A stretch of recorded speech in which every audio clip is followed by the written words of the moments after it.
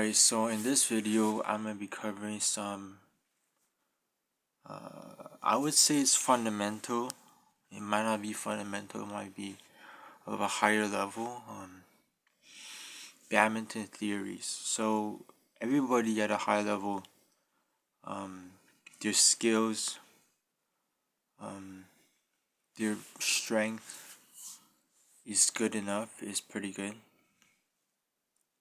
But what you really need to know about is the theories, the badminton theories behind the sport, and it's sometimes people can, just by watching people play, it's enough to understand what the theories are. Sometimes though, the theories are very complicated, and just by playing you're not going to be able to understand what the theories are. And you need to understand the theories in order to use them. And in this video, the theory that I'm going to be covering is the two distinct styles that, at least two of the most distinct styles that you can use at least part of the time during your badminton game. What these two styles really mean is two types of mentality that kind of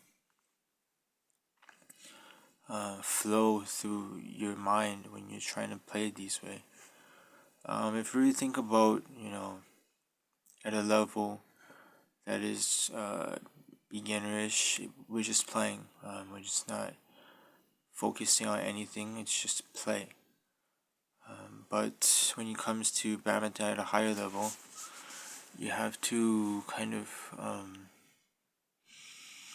be able to distinguish between the styles, because you're going to be playing each style some of the time. And those are going to be the styles that you focus on.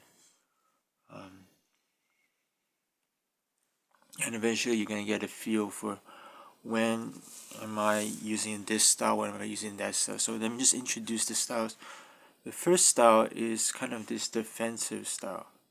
It's called defensive not because you're not trying to earn a point, but because when you're in this style, you're trying to make it easier for the opponent to make an error. You're not specifically attacking them.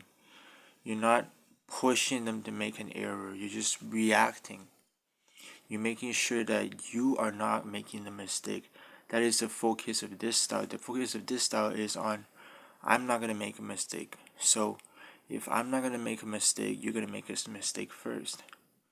And of course, this style is very much defensive.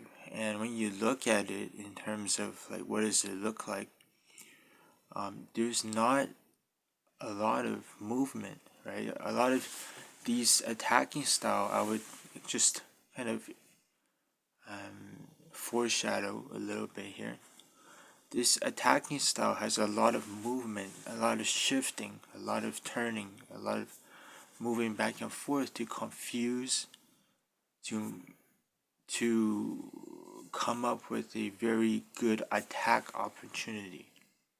That's what the attacking style does. And you see a lot of smashing because it causes danger, it causes pressure. You see a high pace, it causes, again, but the defensive version is just very simple, right? You go to the front, you shift back. It's very simple footwork, very simple playing style. And that is the most common style actually that I see in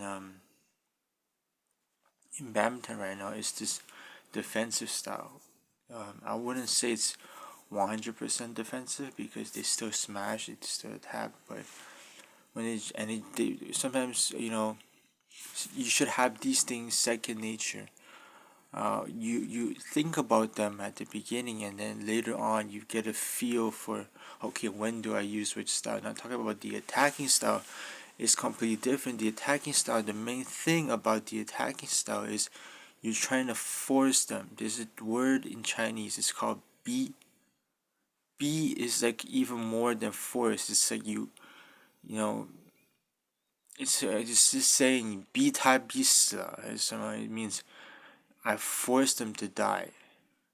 So this is kind of the idea that I'm trying to convey, which is B means I have forced them. They have no choice. So this type of style, it has a lot of movement, and it's more exciting to watch. It's a style where with very precise gameplay or very precise shots, you force the opponent to lose. It's like you're playing chess, you checkmate them. In fact, the two styles are very commonly understood in chess. A lot of chess players, what they're gonna do is at the beginning stage they have the same thing, right? I'm gonna try to play around, get him to lose his queen, and then I'm gonna win. But at the advanced stage, you realize that that's not gonna be enough. Players aren't just gonna make an error. So pretty much you have to be able to use this forcing method, where mentally you have it clear in your mind that you're trying to force them to lose the point. Right? They have no choice. You smash, and you drop and you play these movements. That's the forcing. How would I describe it? It's like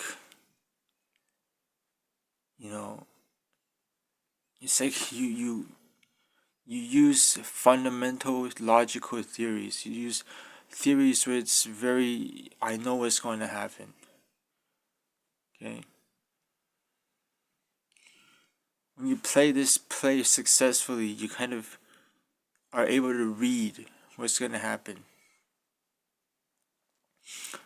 When you don't play this way, you fail to play this way, again, you react. Whenever you react, you're changing back to defensive. Okay. So it's again reaction versus planning.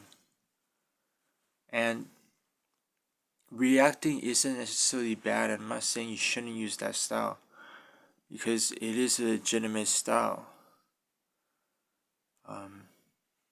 But again, it's just two different styles that are different.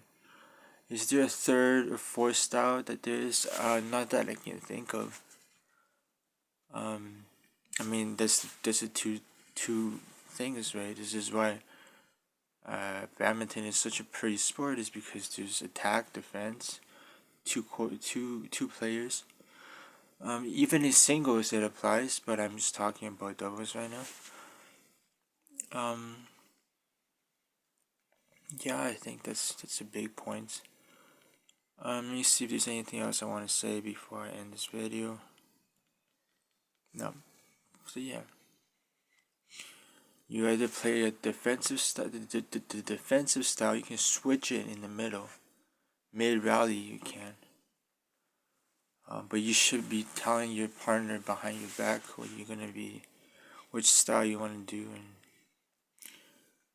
it's again coupled with everything else. Okay, I'm gonna just end this video. I think I said too much.